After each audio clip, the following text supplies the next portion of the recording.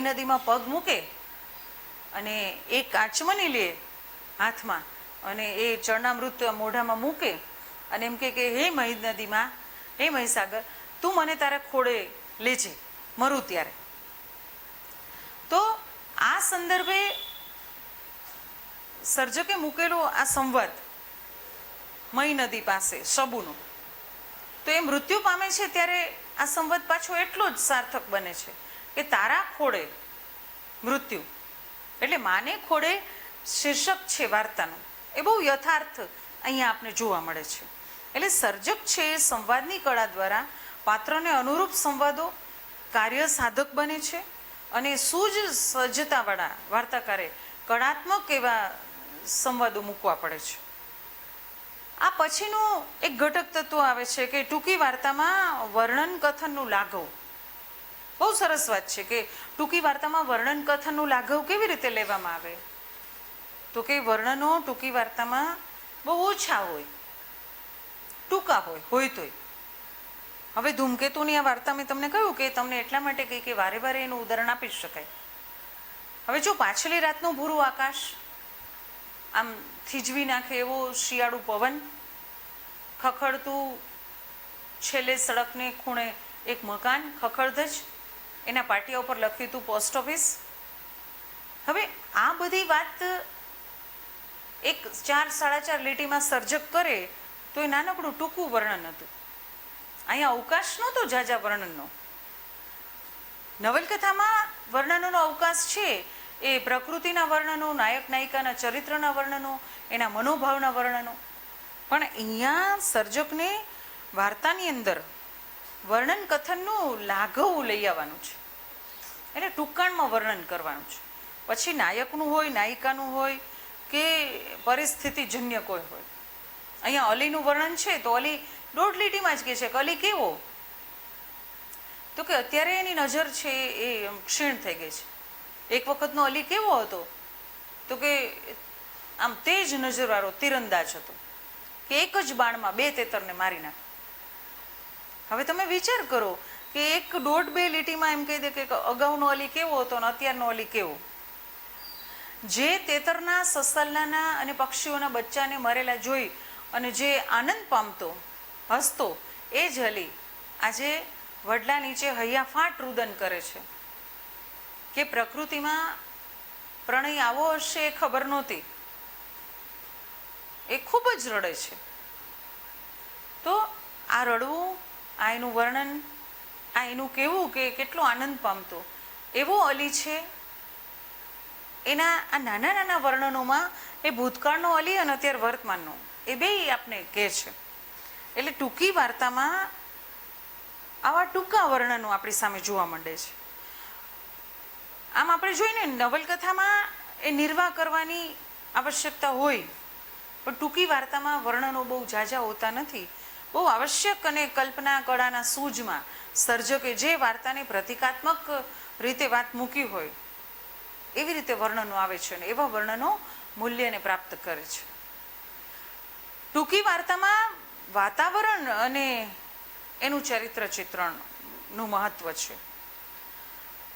અન્ય કથા સ્વરૂપોની જેમ ટૂંકી વાર્તામાં પણ વાતાવરણનું ચિત્રણ મહત્વનું બને છે, કારણ કે સામાજિક પારિવારિક જીવનની પરિસ્થિતિ અને જે સમસ્યા કે ચરિત્રગત સંવેદનો જે પ્રાપ્ત થતા હોય, જે સ્પર્શતી સામાજિક ટૂંકી વાર્તાઓ હોય, નગરની, મહાનગરની હોય કે ગ્રામ્ય પ્રદેશની હોય, એ બધા જ પરિસ્થિતિઓમાં જે જે પરિસ્થિતિ સર્જકને લેવાની છે એ પરિસ્થિતિને અનુરૂપ એ તો કે એનું વાતાવરણ સર્જે છે.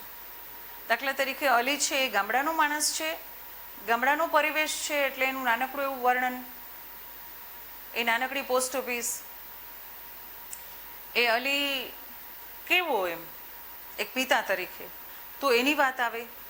સાથે સાથે આ સર્જક છે એ વૈચારિક રીતે પણ કેટલીક વાત કરતો હોય ત્યારે પણ જે વર્ણન આવે છે વાતાવરણમાં, જે ટૂંકી વાર્તામાં જે વાતાવરણ સર્જાય છે એ પ્રાકૃતિક હોય છે, સામાજિક હોય છે, ક્યારેક રાજકીય હોય છે, ક્યારેક પૌરાણિક હોય તો એ હોય, ઐતિહાસિક હોય તો ઐતિહાસિક.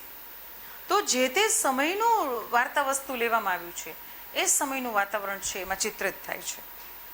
ટૂંકી વાર્તાનું ભાષા સંવિધાન.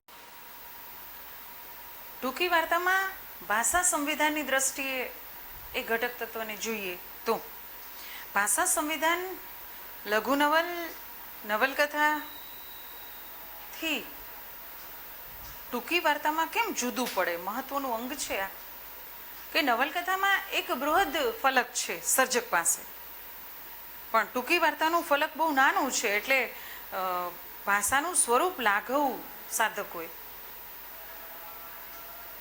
એક પ્રકારે કૃતિગત પરિવેશમાં, વર્ણન કથન અને સંવાદના ચિત્રણમાં ક્યાંક પ્રસ્તાર કે દીર્ઘસૂત્રતા ન પ્રવેશી જાય.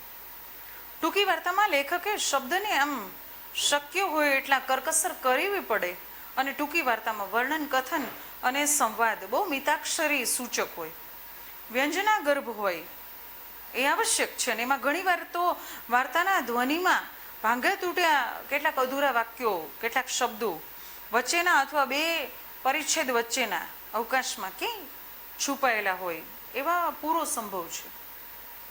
હું તમને એક ઉદાહરણ આપું કે મુકુંદરાય વાર્તામાં રાવી પાઠકે બહુ સરસ પ્રયોગ કર્યો છે શ્લેષનો, કે ભાઈ વાર્તા પૂરી થવા આવે ત્યારે સર્જક છે એ પેલા ગાડીવાળા પાસે બોલાવે કે રઘનાથ ભટ્ટ મુકુંદ તો ગયો, અને મુકુંદના પિતા રઘનાથ ભટ્ટ એ અંદરથી પાછું એ વિધાન બોલે કે હા મુકુંદ તો ગયો.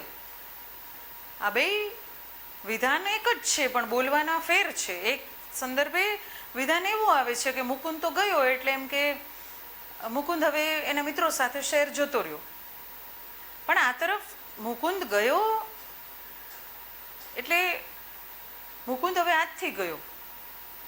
આ બહુ સૂચક રીતે સર્જકે આ બે વિધાનનો ઉપયોગ કરેલો છે. એટલે ઝાઝા પેરેગ્રાફો ન રોકાય માટે આ એક વિધાન બે જુદી જુદી રીતે બોલાવે છે, અને એવી ભાવ પરિસ્થિતિ, રહસ્ય ગર્ભ ક્ષણ આવે, અને એવું આકારિત, એવું આમ રૂપ વિધાન, ભાવમયતા, કાવ્યમયતા, વાર્તાના અંતિમ અસર ચોંટદાર અને પ્રભાવક બનાવવા માટે એ સર્જક ભાષાથી એ સિદ્ધ કરી શકે છે. લક્ષ્યગામિતા અને વ્યંજનાની એ ચારુતા અનુભવાય છે. એટલે જાતનું સક્ષમ ભાષા સંવિધાન ટૂંકી વાર્તામાં સ્વરૂપગત લાક્ષણિકતાની દ્રષ્ટિએ જોઈએ તો ભાવેત્રી પ્રતિભાનું આમ ઉજળું ભાવ પક્ષ છે. કારણ કે સર્જક તો લખીને મૂકી જાય છે, પણ વાચક છે, ભાવક છે, એના અર્થ સંદર્ભો ઉકેલે છે. એટલે તમે જુઓ કે ઘણી વખત તમે જમવા બેઠા હો અને વાર્તા અધૂરી મૂકીને બેઠા હો તો તમારા મનમાં અનેક એવા ખ્યાલો આવશે કે હવે શું થશે, હવે શું થશે. સાથે સાથે એક વાત એ પણ છે કે જ્યાં લાંબો અવકાશ ન હોય ત્યાં સર્જક પ્રતીક, કલ્પન દ્વારા એ મોટી સિદ્ધિ સાંપડે છે. આ પછી ટૂંકી વાર્તાના સંદર્ભે વાત કરીએ તો શીર્ષક આવે છે. તો શીર્ષક કેવું હોવું જોઈએ? તો કે સચોટ, ટૂંકું ને માર્મિક હોય. ક્યારેક આપણે આમ સહસા વાર્તામાં પ્રવેશ કરાવે એવું પણ હોય, ક્યારેક ઘટના પ્રધાન હોય, ક્યારેક નાયક પ્રધાન, ક્યારેક નાયિકા પ્રધાન શીર્ષક જોવા મળે છે. તો એકંદરે સર્જકને જેટલી વાર્તા લખવામાં તકલીફ નથી પડતી એટલી શીર્ષકની પસંદગીમાં સર્જક છે એ વધારે મહેનત કરે છે. એટલે શીર્ષક ભાવકને સીધો પ્રવેશ કરાવે છે વાર્તામાં. એટલે શીર્ષક કેવું છે તો કે તમામ અંગોમાં જે માથાનું સ્થાન છે ઊંચું, એવી રીતે શીર્ષકનું સ્થાન પણ ઊંચું છે, મસ્તિષ્કના સ્થાન જેવું. એટલે કહી શકાય કે આખા ઘરમાં એક બારી હોય તો એ બારીનું સ્થાન કેવું છે તો કે હવાનું આવન જવન તો થાય જ, એમ ભાવના આવન જવન ક્રિયા પ્રતિક્રિયાઓ તો થાય જ છે વાર્તામાં શીર્ષક દ્વારા. પણ એક નાનકડી બારી દ્વારા આપણે જોઈ શકીએ છીએ કે અંદર શું શું પડેલું છે. એમ શીર્ષકની અંદર પ્રવેશ કરતા જ વાર્તામાં શું શું ઘટના બનવાની છે એનો અંદાજ આપી દે છે. એવું ટૂંકું, સચોટ અને માર્મિક આ શીર્ષક હોય છે. એટલે ટૂંકી વાર્તાના સ્વરૂપની અંદર આ ટૂંકી વાર્તાની સંજ્ઞાઓ અને એના ઘટક તત્વો વિશે આપણે વાત કરીશું. અને આ વાતને અહીંયા આપણે પૂરી કરીએ. હવે પછીનો આપણો બીજો મુદ્દો છે કે ગુજરાતી નવલિકા એટલે કે ટૂંકી વાર્તાનો ઉદ્ભવ અને વિકાસ. આપણે આ બીજા મુદ્દાની વાત કરીએ. ફરી મળીશું, ત્યાં સુધી નમસ્કાર.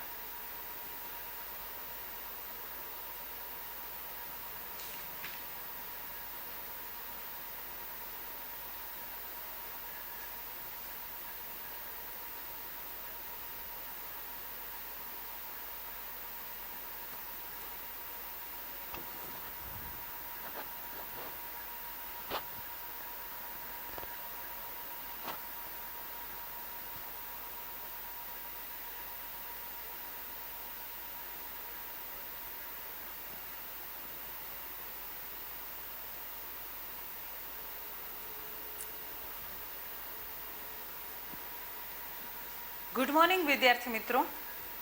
હવે પછીનો આપણો મુદ્દો છે ગુજરાતી ટૂંકી વાર્તાની વિકાસ રેખા અથવા એની ગતિવિધિ. તો કથા વાર્તાનું આકર્ષણ માનવીને છેકથી રહ્યા કર્યું છે. કોઈ પણ પ્રદેશની પ્રજામાં એના વાર્તા સંસ્કારો ગળથૂથીમાં હોય, જાણે આપોઆપ એને મળ્યા હોય. કોઈ પણ દેશની કોઈ પણ પ્રજા પાસે કથા વાર્તાનો અઢળક ખજાનો હોય જ છે અને ભર્યો જ હોય. ગુજરાતી પ્રજા પાસે પણ આ લોકકથાઓ હતી, આખ્યાનો હતા, પદ્ય વાર્તા હતા અને એવા કેટલાય કથાના આગવા સ્વરૂપો હતા. આજે ટૂંકી વાર્તા એટલે કે શોર્ટ સ્ટોરી. એ શોર્ટ સ્ટોરીની અંદર આપણે જોઈએ તો 19મી સદીથી આપણા સાહિત્યમાં આનો પ્રાદુર્ભાવ થયો. ગુજરાતી ટૂંકી વાર્તામાં ઠીક આ ખેડાણ થતું ગયું અને એ ખેડાણ સાથે પછી અંગ્રેજી સાહિત્યનો પરિચય થતાં આ વિકસ્યું ને વિસ્તર્યું. હકીકતમાં સર્વવિદિત છે આ વાત, પણ ગુજરાતી સાહિત્યમાં આ સ્વરૂપ એનો આરંભ લઈને આજ સુધીની જે રૂપરચના છે એ રચના વિશે થોડીક જે શક્યતાઓ ઊભી થઈ છે એની ગતિવિધિ વિશે વાત કરવાની. તો આપણે એના વિકાસની વાત કરીએ. ગુજરાતી સાહિત્યમાં ગદ્યનો ખરેખર પ્રારંભ છે ને 19મી સદીમાં થયો, એના મધ્ય ભાગમાં એટલે કે 1850 દલપતરામના આવ્યા પછીથી ગદ્યની શરૂઆત થઈ, ભૂત નિબંધથી. અને પછી તો સમયગાળામાં નિબંધો, નવલકથા, નાટકો, આત્મચરિત્ર, જીવનચરિત્ર આ બધા જ સ્વરૂપોનો એમ જ વિકાસ થયો. હવે વાર્તાનું રૂપ રચનાઓ વાર્તાના આમ પડોટવામાં આવી ત્યારે સુંદરી સુબોધ, ગુણસુંદરી, વાર્તા વારિધિ, 20મી સદી, ચંદ્ર, સાહિત્ય, જ્ઞાનસુધા જેવા સામયિકો આવતા. એમાં અત્યંત નોંધપાત્ર રીતે આ ગુજરાતી વાર્તા લખવાની શરૂઆત થઈ ગઈ હતી. પણ અંબાલાલ સાકર દેસાઈ, શાંતિદાસ, રણજીતરામ મહેતા, હીરા, ધનસુખલાલ મહેતાની બા, રમણભાઈ નીલકંઠની ચિઠ્ઠી, કનૈયાલાલ મુનશીની ગોમતી, દાદાનું ગૌરવ જેવી રચનાઓ આપણી પાસે છતી થઈ. પણ એ વાર્તા ઘાટ બંધાતો હોવા છતાં એ વાર્તા વિષય, પ્રસંગ વિધાન, ભાષા શૈલી એમ સર્વની બાજુએ એક સ્વરૂપમાં જોઈએ તો અધૂરી રહેતી જણાય એવી વાર્તા છે. ક્રમશઃ ઉત્ક્રાંતિ થતી રહી. ટૂંકી વાર્તાના સ્વરૂપમાં સર્જકોનું અને સર્જનનું ઘણું બધું પ્રાણ પોષક એવું મહેનત બનતી રહી. આ સમયની અંદર વાર્તામાં વાર્તાકારોએ જે તત્કાલીન પ્રશ્નો લીધા, ચોક્કસ એનો આશય રજૂ કરવાનો હતો એ પ્રશ્નોને, પણ એમની જીવનની કેટલીક બાજુઓ પણ મૂકી છે. સમાજની જળ રૂઢિઓ, માન્યતાઓ ઉપર વ્યંગ્ય કટાક્ષ કર્યા છે, ઉપદેશ આપ્યા છે, સંસાર સુધારા કર્યા છે, હાસ્ય વિનોદનું લક્ષ્ય પણ રાખ્યું છે વાર્તામાં. વાર્તાના બંધ ક્યાંક શિથિલ બન્યા છે. આ ઘડામાં આવા સંજોગોમાં સંતોષ અપાવે એવી ટૂંકી વાર્તાનો પહેલો નમૂનો હજી તો કે આપણા સુધી પહોંચ્યો નહોતો. 20મી સદી સામાયિકમાં 1918માં પ્રગટ થયેલી મલયાનીલ કંચનલાલ વાસુદેવ મહેતા, જેનું ઉપનામ મલયાનીલ છે, એને ગોવાલણી વાર્તા આપી અને સાહિત્યેતર હેતુથી કોઈ આડપંપાડ કે સ્પષ્ટ બોધના ભાર વિનાની નિર્ભેળ વાર્તા કૃતિની આ પહેલવેલી સિદ્ધિ આપને મળે. કાવ્યાત્મક આરંભ, નાટ્યાત્મકતા એની અંદર ભરેલી, એનો અંત પણ એટલો નાટ્યાત્મક જ, સુગ્રથિત રચના કૌશલ અને ગોવાળણી અને ચંદનના પાત્રોનું જે સાહજિક ચિત્રણ કર્યું છે એ વાર્તાને પ્રાપ્ત થતા જે વિશેષો છે, તો મલયાનીલ પાસેથી આપણને 1918માં પહેલી ગુજરાતી ટૂંકી વાર્તા મળી. એક સૂઝ સભાનતા ધરાવતી આ વાર્તા છે અને એ વાર્તાકારમાં પણ આ સૂઝ ને સભાનતાનો જે સમૃદ્ધ સંકેત આપને સાંપડ્યો છે. તો એના બીજે જ વર્ષે 1919માં 27 વર્ષની ભરી જુવાનીમાં શક્યતાવાળા વાર્તા સર્જકનું અકાળે અવસાન થાય અને ઘડાતી સમૃદ્ધિ જે ટૂંકી વાર્તાની હતી એને એક મોટો ધક્કો લાગે. ધૂમકેતુ પૂર્વે બટુભાઈ ઉમરવાડિયા, કનૈયાલાલ મુનશી, લીલાવતી મુનશી, મટુભાઈ કાંટાવાળા, બકર ઠાકોર, ઇન્દુલાલ યાજ્ઞિક દ્વારા વાર્તાનો અને બોધાત્મક વલણનો ક્યાંક ચુસ્તતાસભર પાલન કરતી વખતે પણ આવી કલાકીય ઉન્મેષ દાખવીને વાર્તા લખાવાની ચાલુ હતી. પણ ધૂમકેતુનું વાર્તા ક્ષેત્રે આગમન થતા મહત્વના વળાંકમાં ધૂમકેતુ માઇલસ્ટોન બને છે. પૂર્વેના વાર્તાકારોમાં જે થતી નબળાઈઓ અહીં વિરમી જાય છે. ધૂમકેતુના હાથે માત્ર ટૂંકી વાર્તા જ નહીં પણ ટૂંકી વાર્તા જાણે કે આખું વિશ્વ રચાયું હોય એવું લાગે છે. અને વાર્તાની સર્જનની જે સુદીર્ઘ કારકિર્દી છે એ તણખા મંડળ ભાગ 1 થી 4માં આપણને જોવા મળે છે. અને ધૂમકેતુ માટે એવો આપણે શબ્દ પ્રયોગ કરી શકાય કે આકાશની અંદર ધૂમકેતુ આવવાથી બધા જ તારાઓ છે પશ્ચાત ધૂમાં નંખાઈ જાય. એમ સાહિત્ય આકાશમાં જ્યારે ધૂમકેતુનું આગમન થયું ગૌરીશંકર ગોવર્ધનરામ જોશી ત્યારે તમામ સર્જકો પૂર્વેના એ પશ્ચાત ધૂમાં નંખાઈ ગયા અને ધૂમકેતુની વાર્તા છે એ આમ જળાહળ સાહિત્યના ઇતિહાસમાં એક જળાહળ બની અને એક મોટો ઝબકારો કરતી ગઈ. 24 વાર્તા સંગ્રહની અને 392 જેટલી વાર્તાઓની એમની વૈવિધ્યસભર આ વાર્તા સૃષ્ટિ અને ભર્યું આ સર્જકનું સર્જન. ટૂંકી વાર્તામાં વસ્તુગોફ, પાત્ર, પ્રસંગોની ખીલવણી, ભાષા શૈલી આ સર્વે પ્રત્યે જે વૈચિત્ર એવું માધ્યમ બન્યું હતું અહીંયા અપૂર્વ કહી શકાય એવી વૈવિધ્યસભરતા જોવા મળી. એની સાથે કળામયતા એટલી જ આસ્વાદ્ય બની. નવ પ્રસ્થાન જાણે આદર્યું હોય ને એવું ધૂમકેતુથી લાગ્યું. ગુજરાતી વાર્તા ક્ષેત્રે ધૂમકેતુ સાહિત્યિક રીતે ટૂંકી વાર્તા રૂપે પ્રસ્થાપિત થઈ ગયા સાહિત્યકાર તરીકે. ઉમાશંકર જોશી એ ઊંચી જ એમના માટે લખ્યું છે કે ટૂંકી વાર્તાનો કલારોપ છે એ ગુજરાતી સાહિત્યમાં શ્રી ધૂમકેતુના હાથે જ હંમેશા માટે રોપાયો હશે અને દ્રઢમૂલ થયો છે. એમણે અનેક માનવ ભાવોને પોતાની વાર્તામાં પ્રત્યક્ષ કર્યા છે. પછી પોસ્ટ ઓફિસ હોય, ભૈયા દાદા હોય, જુમ્મો બેસતી હોય, પૃથ્વીને સર્ગ હોય કે હૃદય પલટો હોય કે રજપૂતાણી હોય કે આત્માના આંસુ હોય, સોનેરી પંખી હોય કે એક ટૂંકી મુસાફરી હોય કે વિન્નીપાત હોય. આવા ઉત્કૃષ્ટ વાર્તાના નમૂનાઓ છે એ ધૂમકેતુ પાસેથી આપને મળે છે. ધૂમકેતુએ ગ્રામ્ય જીવન અને શહેરી જીવનની વિવિધ બાજુઓનું આલેખન કર્યું છે અને બહુ વિસંવાદિતાથી આખી વાતને ઉજાગર કરી છે. ધૂમકેતુ પછી રાવી પાઠક આવે અને રાવી પાઠકનું વાર્તા સર્જન છે એ ધૂમકેતુના વાર્તા સર્જનની બરોબર લગોલગ 1-2 વર્ષ પછી જ આરંભાયું. ઇયત્તાની દ્રષ્ટિએ ધૂમકેતુ કરતાં 10મા ભાગની અને દ્વિરેફની વાતો 3 ભાગની આમ મળી આવે છે. 1940ની વાર્તાઓમાં એમણે રચી હોય તોય આ બંને સર્જકો છે એ સામર્થ્યપૂર્ણ સર્જકો છે એની નોંધ લેવાય. ધૂમકેતુએ વાર્તા રીતિમાં એક ઝૂલો આપણે કહીએ ને કે ઝૂલો આમ ઝૂલાવતા હોય ને એક લય માધુર્યનો અહેસાસ કરાવે એવો જુદો ચીલો ચાતર્યો. રચના કૌશલ જુદું દાખવ્યું અને રાવી પાઠકે પણ જુદું. એટલે દ્વિરેફ પાસેથી એક જાગૃત ચિંતક બેઠેલો હોય એની વાર્તામાં એવું લાગે. એમની વાર્તામાં બુદ્ધિપૂત સંયમ ભળ્યો છે.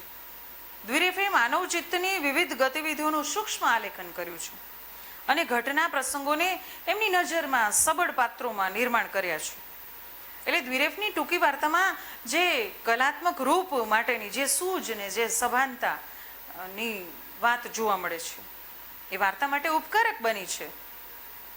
એમની વાર્તામાં મુકુંદરાય હોય, ખેમી હોય, જક્ષણી હોય, યમુનાનું પૂર હોય કે સુરદાસ હોય કે છેલ્લો દાંડક્ય ભોજ હોય, ઉત્તર માર્ગનો લોપ અને બુદ્ધિ વિજય હોય, આ ગમે તે વાર્તા હોય, એના કલાગત ઉન્મેષને પ્રગટાવ્યા છે. ધૂમકેતુ અને દ્વિરેફની વાર્તાઓમાં કેટલીક મર્યાદાઓ પણ છે. ટૂંકી વાર્તાના એ ઘડતરમાં બંને જણાએ પોતપોતાની રીતે સમૃદ્ધ વિકાસ કર્યો છે અને ઐતિહાસિક ઘટનાને એ ઉવેખી ન શકાય એવા આ વાર્તાકાર છે. તો ગુજરાતી ટૂંકી વાર્તાના વિકાસમાં ફરી પાછા બે નામ યાદ આવે, સુંદરમ અને ઉમાશંકર જોશી. વાર્તા સર્જનમાં અતિ મહત્વનો પડાવ બને છે આ બંનેનો. ગુજરાતી કવિતામાં આ સર્જકોનું અર્પણ જેટલું મહત્વનું રહ્યું છે એટલું જ મહત્વનું ટૂંકી વાર્તા ક્ષેત્રે પણ રહ્યું છે. ગાંધીયુગીન ગુજરાતી કવિતાના આ બે શીર્ષસ્થ કવિઓ કવિતામાં વિષય પરત્વે આમ સમાજ અભિમુખ રહી અને આલેખન પરત્વે રસ અભિમુખ બની અને આ બંને પોતાનું કામ કર્યું છે. તમે ટૂંકી વાર્તાના સર્જનમાં પણ એમના થકી આમ જ બન્યું છે. વાસ્તવ નિરૂપણ કરતાં એને કલા તત્વની બાબતમાં કશું જ સમાધાન સ્વીકાર્યું નથી. અને એટલે જ સુંદરમ અને ઉમાશંકર જોશીની કેટલીક ઉત્તમ વાર્તાઓ સમગ્ર ગુજરાતી ટૂંકી વાર્તામાં અગ્રસ્થાનની અધિકારણી બની છે.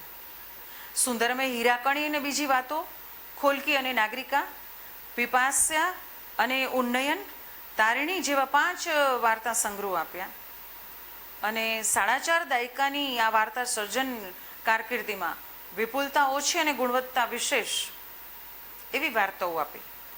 નિયતિની અવળ સવળ ગતિ, વાસ્તવદર્શી વાર્તાવરણ, પાત્રાલેખન, માનવીની અંતર્બાહ્ય પરિસ્થિતિ અને એ પરિસ્થિતિમાં ચાલતા સ્થૂળ સૂક્ષ્મ સંઘર્ષો, પરિસ્થિતિની વ્યંજકતા અને વિગત બહુ આમ બહુલ પરિવેશમાં મૂકી અને સચોટ સંવાદ દ્વારા એને સજીવ નિરૂપણ કરી અને સુંદરમે વાર્તાને આમ ઉન્મેષ આખો નવો બનાવ્યો.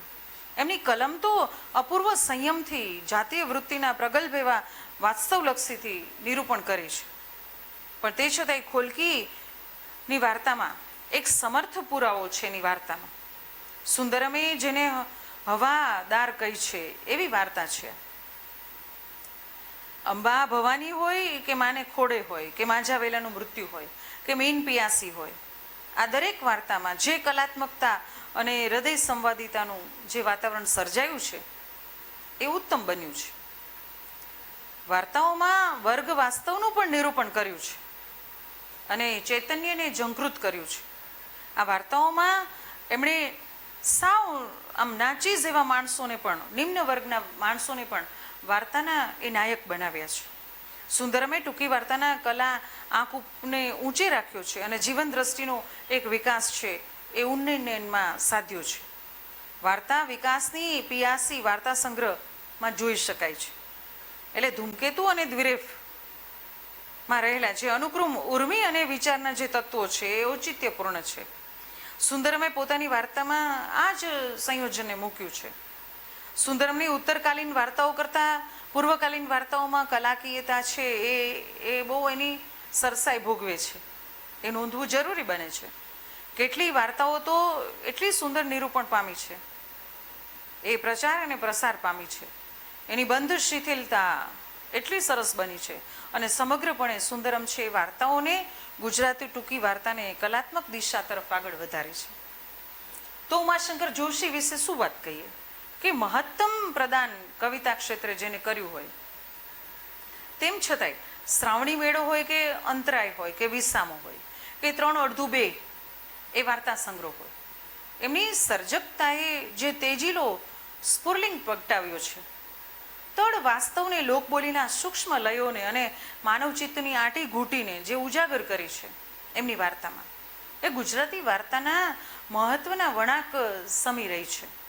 અને ઉમાશંકરની વાર્તાઓમાં જે વ્યક્ત થતા તળના વાસ્તવને એને નામ આપ્યા છે, એ ગ્રામીણ અને નગર પરિવેશ બંને પ્રકારની વાર્તાઓમાં એમને કલા સીધી જે દેખાડી છે, તે છતાંય ઝાકળિયું હોય કે છેલ્લું છાણું હોય કે લોહી તરસ્યું હોય, મારી ચંપાનો વર હોય કે પગલીનો પાડનાર હોય કે શ્રાવણી મેળો હોય, એના એવા વાર્તા પરિવેશમાં વાર્તાઓને વિશેષ યાદગાર બની છે. ટૂંકી વાર્તામાં ઉમાશંકર જોશીએ જે આકૃતિ સંવિધાનના સંદર્ભે કરેલા પ્રયોગો છે એ સવિશેષ નોંધપાત્ર રહ્યા છે.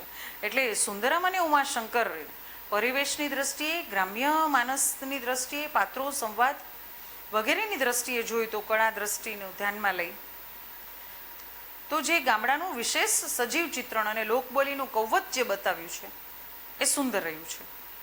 અને એ લોકબોલીનું કૌવત તો હજી પન્નાલાલ પટેલની રાહ જોતું રહ્યું છે. એટલે સુંદર ઉમાશંકર પૂર્વે મહત્વના વાર્તાકારોમાં ઝવેરચંદ મેઘાણીએ લોકકથા લોકવાર્તાનો ભારોભાર સ્વસી છે. અને એટલે જ સર્જકતાના જે ઢાળો છે એમાં મેઘાણી છે એ વાર્તાને ઘડનારા પરિબળોમાં પ્રગતિવાદી કયા છે. બહુ ઠીક ઠીક અસર છે એની. લોકસાહિત્યના ઘનિષ્ઠ સંપર્કમાં જઈ અને દલિત પીડિતો અને શોષિતો સમાજના માનવીઓના સુખ દુઃખના અને આશા નિરાશાના જે વિવિધ ભાવ પરિસ્થિતિઓને ઉઘડતીને અનુકંપતી બતાવી છે એ માનવતાવાદી દ્રષ્ટિકોણને લઈ આવ્યા છે વાર્તામાં. અને જો વસ્તુ વિધાનની માવજત એને બહુ સુંદર રીતે કરી હોત તો ક્યાંય શિથિલતા છે એ જોવા ન મળત. વહુ અને ઘોડો બુરાઈના દ્વાર પરથી ચોટલો ઝાલીને, પાનકોર ડોશી, કેશુના બાપનું કારજ, સદાસુઈ ટપાલી જેવી વાર્તાઓમાં અને સોરઠની ધીંગી ધરાના માનવીના જે સુખ દુઃખ, વેર દ્વેષ, એની યાતનાઓ, એના સંઘર્ષો એમણે ઘેરા રંગથી જે ઉપસાવ્યા છે. સોઠી બોલીની જે નજાકત અને વેગીલી જે ચિત્રાત્મકતા જોવા મળી છે મેઘાણીની વાર્તાઓમાં એ એનું સબળ અંગ છે. તો ગુલાબદાસ બ્રોકરે પોતાના સર્જક તત્વને બહુધા વાર્તા સર્જનમાં આમ કામે લગાડ્યું છે. સફળ અભિવ્યક્તિ વડે સક્ષમ વાર્તાકૃતિને એના હાથે નિર્માણ કર્યું છે. બીજી વાતો વસુંધરા અને બીજી વાતો, ઊભી વાટે, સૂર્યા જેવી વાર્તા સંગ્રહો આપી અને વાર્તા સૃષ્ટિને એ સમયે નવી આબોહવા બાંધી અને વિષય અને પરિવેશની દ્રષ્ટિએ સમકાલીન વાર્તાઓમાં બ્રોકર તદ્દન જુદા પડે છે. શહેરના મધ્યમ વર્ગના જનસામાજ્ય માનવો છે, જન વિશિષ્ટ એવા સ્ત્રી પુરુષો છે, જીવનની રોજિંદી પરિચિત લાગતી જે ઘટમાળો છે, વિવિધ સ્થિતિ પરિસ્થિતિઓનું મનોવૈજ્ઞાનિક દ્રષ્ટિએ જે નિખાર પામી અને વાર્તા તત્વ લીધું છે. એટલે બ્રોકરે પાત્રોના મનમાં ભીતરી સંચલનોને, જાતિ આવેગોને અને સંયતપૂર્ણક રૂપમાં ઉત્કૃષ્ટતાથી આલેખ્યા છે. તો તરુણ હૈયાના પ્રેમ સંબંધો અને એમાંથી ઉદ્ભવતા સંઘર્ષોને પણ બહુ સિફતથી પોતાની વાર્તામાં નિરૂપ્યા છે. લતા શું બોલે, ગુલામદીન ગાડીવાળો, નીલીનું ભૂત, રૂપ, બા, સુરભી, ધૂમ્રશેર અને પ્રેમ પદાર્થ જેવી વાર્તાઓમાં બ્રોકર છે એ લાક્ષણિક અને સર્જક કર્મની વિશેષતાવાળા દેખાય છે.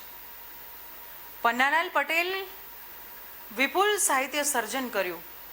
નવલકથા, ટૂંકી વાર્તા, નાટક, એકાંકી આદિ ક્ષેત્રે ગણનાપાત્ર ખેડાણ કર્યું. પણ પન્નાલાલ પટેલ વિશેષતઃ નવલકથા અને ટૂંકી વાર્તામાં એ ઉત્કૃષ્ટ કોટીના સર્જક રહ્યા છે. માત્ર 8 ચોપડી ભણેલા પન્નાલાલે ગુજરાતી સાહિત્યમાં એક નિરાળું સર્જન કરીને મોટો ચમત્કાર સર્જ્યો છે. સાહિત્યિક કારકિર્દી દરમિયાન એમની પાસેથી 27 જેટલા વાર્તા સંગ્રહો પ્રાપ્ત થાય. ગ્રામજીવનના વિવિધ સ્તરના પાત્રોના સુખ દુઃખ, રાગ દ્વેષ, કજિયા કંકાશ, વેરઝેર, કાવાદાવા, ખેંચતાણ, આશા નિરાશા આ બધી જ વાતને વ્યક્ત કરે છે. વાતરકને કાંઠે ઓરતા ભાથીની વહુ એડે નહીં તો બેડે, માં રેશમડી, મેણાની મારેલી, નેશનલ સેવિંગ, ધરતીની આભના છેટા અને સાચી ગજિયાણીનું કાપડું જેવી ઉત્કૃષ્ટ વાર્તાઓની ઘણી મોટી સંખ્યા આપને મળે છે. તો શહેરી જીવનને વ્યક્ત કરતી રંગવાતો, વાત વાતમાં, મનહર, નાદાન છોકરી જેવી સમર્થ વાર્તાઓ પણ પન્નાલાલ પાસેથી આપને પ્રાપ્ત થાય છે. ગ્રામ્ય જીવન અને શહેરી જીવનના પાત્રો અને પ્રસંગોને લઈને એક સરખી કુશળતાથી આ સર્જકે વાર્તાને આલેખી છે. અને દ્વિરેફ, સુંદરમ, ઉમાશંકર આદિની વાર્તાઓથી જનપદ ધમકતું હતું, પણ લોકજીવનનું સાચું અને યથાર્થ ચિત્રણ તો પન્નાલાલે સૌ પ્રથમ પોતાની વાર્તામાં આપ્યું. આ પન્નાલાલની વાર્તાઓ દ્વારા જે એની સર્ગ શક્તિનો પરિચય થયો છે, આપણે અંજાઈ ગયા છીએ.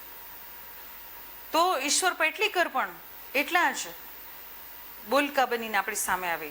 ચુનીલાલ મડિયા, પીતાંબર પટેલ ગ્રામ્ય સમાજના માનવીના જીવનની નવી વાસ્તવિકતાને સચ્ચાઈપૂર્વક આપણી સામે મૂકે. વફાદારીપૂર્વક તળપદી ભાષાના ઢાળીને ઉજ્જવળ પરિણામ દાખવીને આપણી સામે ત્રણેય વાર્તાકારો શહેરી સમાજની માનવીના વાર્તાઓની રસપ્રદ રીતે એને આકાર આપીને વાર્તા આપણી સામે મૂકે. પેટલીકરે ચરોતરના ગ્રામ્ય પ્રદેશની પોતાની ટૂંકી વાર્તામાં લઈ આવ્યા છે અને આબેહૂબ એ પ્રદેશને મૂર્ત કર્યો છે. સામાજિક કુશળ વ્યવહારો, અજ્ઞાન, અંધશ્રદ્ધા અને મનની સંકુચિતતા અને જડતાને, માનવીની વિવશતાને અને વિષમતાને, મર્મસ્પર્શિતાને ધ્યાન ખેંચીને વાર્તામાં લઈ આવ્યા છે. લોહીની સગાઈ હોય, મધુરા સ્વપ્ન હોય કે ચતુર્મુખી હોય કે કાશીનું કરવત, મોટી બહેન હોય કે વટ, આ તમામ વાર્તામાં ટૂંકી વાર્તાને અંદર જે કલાત્મકતા પ્રગટી છે એ બહુ સુંદર રહી છે. પેટલીકરમાં સુધારકવાદી અભિગમ એ વાર્તામાં માથું ઊંચકે છે. સામાજિક જીવનના દસ્તાવેજ સમી બની ગઈ છે એની વાર્તાઓ. તેમ છતાં એ સર્જકતાની વિશિષ્ટ પળોમાં કેટલીક નમૂનેદાર વાર્તાઓ તેઓ સર્જી શક્યા છે અને તે ઉલ્લેખનીય છે. મડિયા પાસેથી સશક્ત વાર્તાકાર છે ચુનીલાલ મડિયા. નવલકથા કરતાં વિશેષ તો ટૂંકી વાર્તાઓમાં એ સર્જક કસબ પૂરો આપણે જોવા મળ્યો છે. ટૂંકી વાર્તામાં કથા લેખકનો જે પ્રારંભ કરનાર મડિયાએ જીવનની છેલ્લી પળોમાં ટૂંકી વાર્તાને આમ કોરાણે મૂકી નહોતી. 11 જેટલા વાર્તા સંગ્રહો આપ્યા છે અને વાર્તાઓ વિશેષ કરીને આકારિત થઈ છે. તેમણે રચના રીતિ દાખવી છે, એવી તરકીબો પણ કરી છે.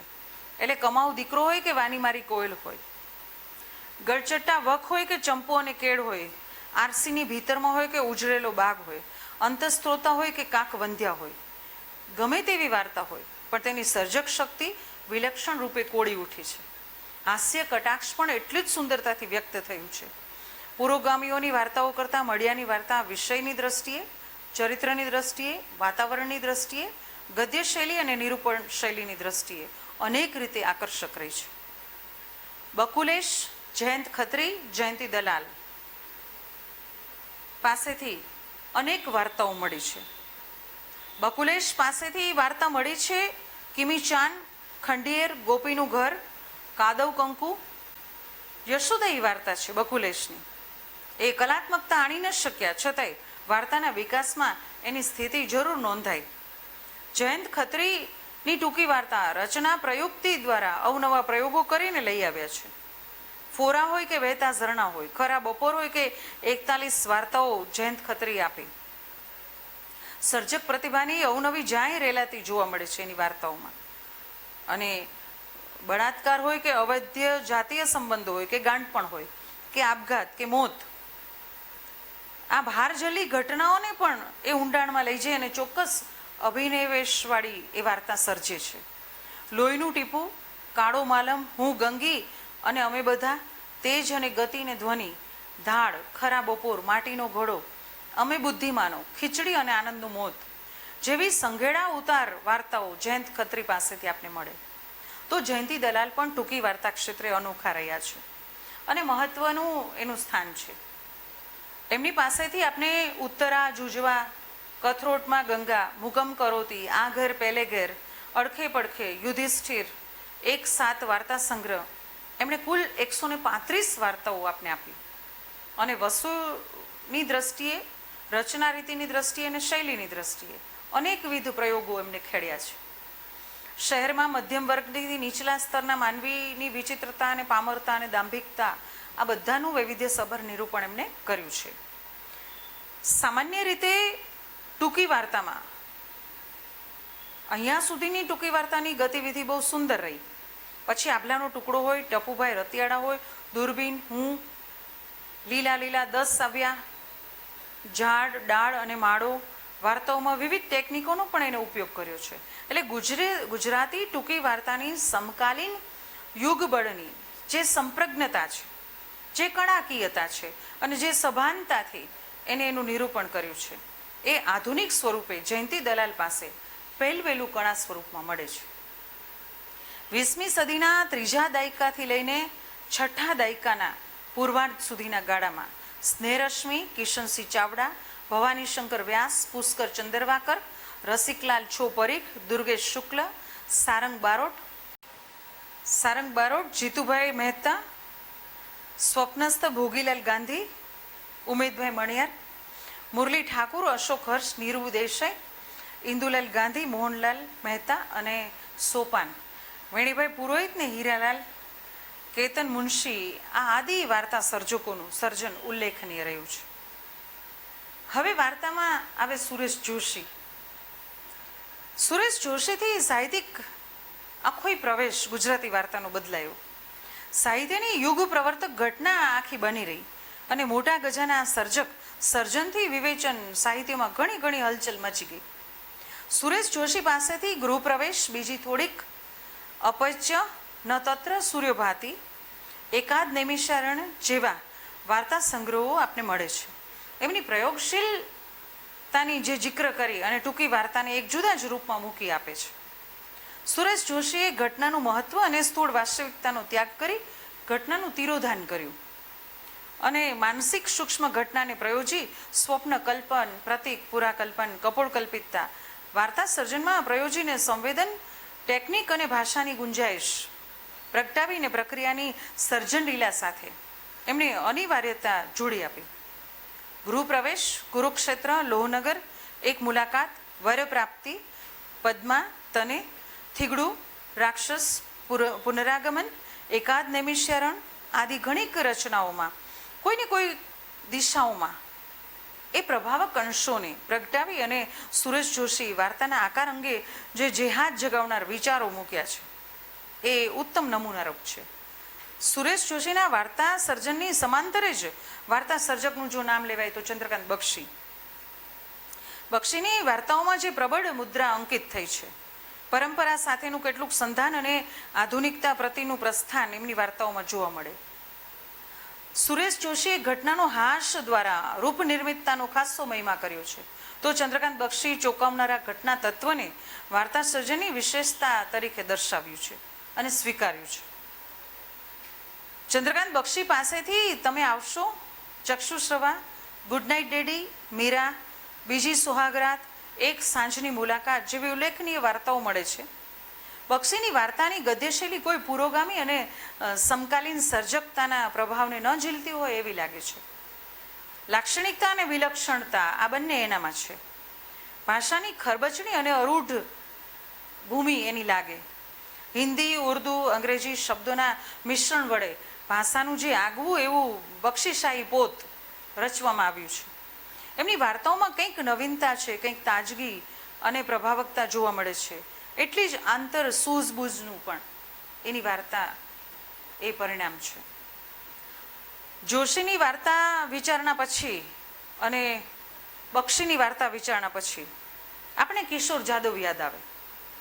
કિશોર જાદવ એ ગુજરાતી ટૂંકી વાર્તામાં આકૃતિ સંસિદ્ધ કરવા માટે અભિવ્યક્તિના બળવત્તર પ્રયોગો કર્યા છે. એ સૌનું ધ્યાન ખેંચે એવા અને આધુનિક વાર્તાની દિશામાં સમુચિત કદમ એને ભર્યું છે.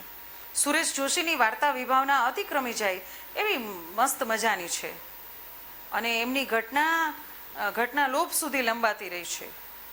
પ્રાગ ઐતિહાસિક શોકસભા, સૂર્યારોહણ, છદ્મવેશ એમના વાર્તા સંગ્રહો છે અને ટૂંકી વાર્તાની ઉજળી બાજુને ખોલી આપી છે. એમની વાર્તાઓમાં પ્રયોગખોરીનું વલણ સતત આમ રહ્યું છે અને માનવ મનના અતળ ઊંડાણને અને અચેતન અવસ્થાઓને પણ છિન્ન ભિન્ન કરીને વાસ્તવમાં સૂક્ષ્મ રીતે એ સૂક્ષ્મ સ્તરે કલ્પન, પ્રતીક આદિ દ્વારા એને ભિન્ન ભિન્ન રીતિઓ છે એને વાર્તાઓમાં આલેખી છે. પ્રાગ ઐતિહાસિક શોકસભા અને સોનેરી માછલી, સર્કસના કૂવામાં અને કાગડા, સોગઠા, બસનું પંખી, પોલાણના પંખી, મદદનીશ જેવી વાર્તાઓમાં કિશોર જાદવે પોતાની આગવી વાર્તા કળાને પ્રસ્થાપિત કરી છે. તો કિશોર જાદવ સાથે જ મધુરાઈનું નામ યાદ આવે. વાર્તા સર્જનના વિવિધ પ્રયોગોમાં તાજગીસભર આ મધુરાઈનું નામ બન્યું છે. મધુરાઈ આખા આધુનિક સર્જક છે. આધુનિક સંવેદનાનો સક્ષમ આવિષ્કાર એમની કૃતિઓમાં જોવા મળ્યો છે. બાશી નામની એક છોકરી, રૂપકથા અને કાલસર વાર્તા સંગ્રહોમાં મધુરાઈ વિલક્ષણ રહ્યા છે. એ વિલક્ષણ અવાજ બહુ પ્રબળપણે સાબિત થયો છે ગુજરાતી ભાષામાં. વિષાદના વિવિધ રૂપોને તાકાત આપીને આ સર્જકે ગદ્યનું એક નવું કામણ આપણી સામે પાથરી આપ્યું છે. હાર્મોનિકા હોય કે હરિયો હોય, જૂથની જે વાર્તા કૌશલ છે એ વાર્તા કૌશલમાં એના આ બે ઉદાહરણ છે. પાનકોર નાકે જઈએ કે ચુંગમ, એમની કાચની સામે કાચ થયેલો જે વાર્તા પ્રયોગ છે એ વાર્તા પ્રયોગ બહુ સુંદર બન્યો છે. મધુરાઈની કાન વાર્તા હોય કે ઈંટોના 7 રંગ હોય કે મકાન હોય કે ઊંટ જેવી વાર્તા હોય, એ ખરો કલાઘાટ આપે છે વાર્તા સાહિત્યમાં અને વાર્તા જગતને. મધુરાઈ પછી તરત જ જો કોઈ નામ યાદ આવે તો રાધેશ્યામ શર્માનું છે. એ રાધેશ્યામ શર્માનું વલણ મુખ્યત્વે આધુનિક યુગના જીવતા મનુષ્યના મનોગતને આલેખવાનું રહ્યું છે. મનુષ્યના બાહ્ય વાસ્તવની સામે એનું આંતર વાસ્તવ પણ આ મૂકીને ચિત્તના સંકુલ ભાવોને વિવિધ સૂક્ષ્મ ભાવો દ્વારા આલેખન કર્યું છે. અને એ લઘુ ફલક ઉપર એમને બિચારા પવન પાવડી, વાર્તાવરણ, ઘટના લોપ જેવા વાર્તા સંગ્રહ આપ્યા. અને એની વાર્તાકાર તરીકેની એક મુદ્રા જુદી જ ઉપસી આવી. ચર્ચ બેલ, 3.5 ફૂટની ઘટના, રણ, હાથી પગો, લીલા, વવડાટ જેવી રચનાઓમાં એ સર્જકતાના મૌલિક ઉન્મેષો જોવા મળે છે. ત્યાર પછી જ્યોતિષ જાનીનું નામ કેમ ભૂલી શકાય વાર્તા ક્ષેત્રે? કારણ કે પ્રતિકાત્મક શૈલી વડે અનુભવોનું રસાયણ કરવાનું વધુ સફળતાથી આ કામ કોઈ નથી કરી શક્યું એટલું એમને કર્યું છે. અવનવી ટેકનિકથી વિવિધ ભાષાભંગીઓને અને વાર્તાઓમાં નૂતન છટાઓને લાવવાનું કામ જ્યોતિષ જાનીએ કર્યું છે. એમની પાસેથી આપને 4 દિવાલ, 1 હેંગર, અભિનિવેશ, 15 આધુનિક વાર્તાઓનો સંગ્રહ, નાક અને મોરલી વાગી જેવા વાર્તા સંગ્રહો મળે છે. સૂટકેસ, એ સાંજ ગઈ કાલની હતી, પરસ્પર ચહેરા, ઝૂંઝવાટની રમત જેવી વાર્તાઓમાં સંવેદનનો એક રચના પ્રપંચ આમ નીજી તરહમાં એને રચ્યો છે. પ્રબોધ પરીખ પાસેથી પણ એ જ સન્નિવેશમાં વાર્તા જોવા મળે. કારણ વિનાના લોકો, ઘટના, સંવેદન, પાત્ર આદિની દ્રષ્ટિએ પરંપરાને ઉવેખી અને ભાષા લીલા કરી અને નવો ઉન્મેષ પ્રગટ કર્યો છે વાર્તામાં. સુમન શાહ કેમ ભૂલાય આ દ્રષ્ટિએ? સુમન શાહ એ સમયે સુરેશ જોશીની સીધી અસર તળે એક પ્રયોગશીલ વાર્તા સર્જક તરીકે ખાસા ઉભરી આવ્યા. અવનવી આકાર અને નવી નવી રચના રીતિઓ દ્વારા વાર્તાને આમ સક્ષમતાથી ખપમાં લીધી. અવર શું વાર્તા સંગ્રહમાં એમની સર્જકતાનો પ્રભાવક એક અભિનિવેશ જોવા મળે છે. પીડા, વેન્ટિલેટર્સ, દાદર, એ લોકો, કાચની બારી, રીંછ જેવા પ્રયોગ સમૃદ્ધ વાર્તાઓ સર્જી અને એને વાર્તાને વશવર્તીને ભાષા પ્રયોજી છે. વાર્તા કળાના એક અકાટ્ય સંસ્પર્શને એમણે આપણી સામે મૂકી દીધું છે. કાકાજીની બોધકથા, ટેબલની બોધકથા, દેવચકલીની બોધકથા, બારીની બોધકથા આવી પ્રતિકાત્મક ઉઠાવ આપવામાં સર્જકે એક સફળ વાર્તા સર્જક તરીકે પોતાનો જુદો ચીલો ચાતર્યો છે. કપોળ કલ્પિતતાનો અર્થપૂર્ણ વિનિયોગ કર્યો છે અને એની સાથે સાથે એને આધુનિક, અનુઆધુનિક, સિમ્પથી મૂકી અને એક માનવીય બિનસંવેદન માનવીઓની જે વાત કીધી છે એ વાતને નૂતન દ્રષ્ટિકોણે આપણી સામે મૂકવામાં આવી છે. સુમન શાહ એ સમયે સુરેશ જોશીના સીધી અસર તળે આવેલી એક પ્રયોગશીલ વાર્તા સર્જક તરીકે ખાસા ઉભરી આવ્યા. એમની પાસેથી એ લોકો કાચની બારી, રીંછ જેવા પ્રયોગ સમૃદ્ધ વાર્તાઓ સર્જી અને વશવર્તી ભાષાને એને પ્રયોજી છે વાર્તા. કાકાજીની બોધકથા, ટેબલની બોધકથા, દેવચકલી બોધકથા, બારીની બોધકથા પ્રતિકાત્મક ઉઠાવ આપી અને સર્જક સફળ રહ્યા છે. આ ઉપરાંત વાર્તા કલાના આધુનિક સર્જકોમાં મહેશ દવે, વિભૂત શાહ, ઈવા ડેવ, સુરેશ દલાલ, સુધીર દલાલ, ભારતી દલાલ, સુવર્ણા, રોહિત પંડ્યા, પવનકુમાર જૈન, શશી શાહ, સત્યજીત શર્મા, ચીનુ મોદી, મનહર મોદી, લાભશંકર ઠાકર, રજનીકુમાર પંડ્યા, તારિણીબેન દેસાઈ, મુકુંદ પરીખ, પિનાકિન દવે, નલિન રાવળ, કાંતિ પટેલ, મફત ઓઝા, રમેશ પારેખ, ભરત નાયક અને ભૂપેન્દ્ર ખખ્ખર, અશ્વિન દેસાઈ જેવા સર્જકોનો પણ સમાવેશ થાય છે.